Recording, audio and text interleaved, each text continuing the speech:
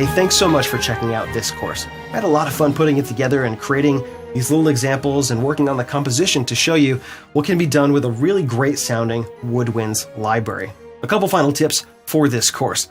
Always be experimenting with your sounds and with your recording app and how the different libraries blend together and using different articulations, really try and push the boundaries of what can be done with the tools that you have. It's really easy to think that you can achieve the next level of composition or music creating if you only had this tool, but there's a lot to be said for pushing the limits of the tools that you have at your disposal. And I always think it's a really good idea, no matter what library you settle on, what library you end up using, is to really try and push that library to its max and find out its limits. This sort of thing and this sort of idea of kind of pushing the library to its limit happens with any library, because there's not one library that has every musical articulation, every dynamic, every possible situation imaginable captured in one library. So there's always going to be limitations with whatever product that you end up going with.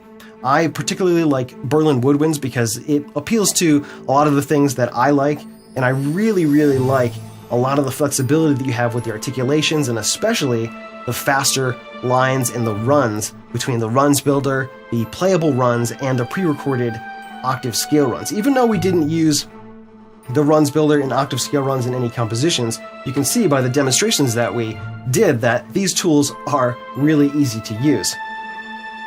And in addition to experimenting, always be listening to music of all different genres and across all different time periods. There's a lot of composers who are better than you, and even though you may not like the compositions, you can learn a lot from the sounds that they create and the emotion that goes in behind some of these amazing compositions. So always be listening and listen to a lot of different things.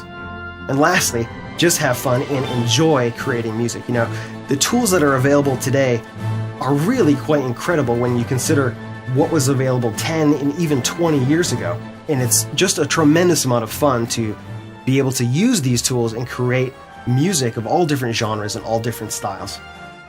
I really hope that you learned a few things and that the things that we talked about in this course will help you along your musical journey. Again, my name is Dave Bodie, bringing you this course exclusively for Tuts Plus. Thanks so much for watching, and we'll see you around.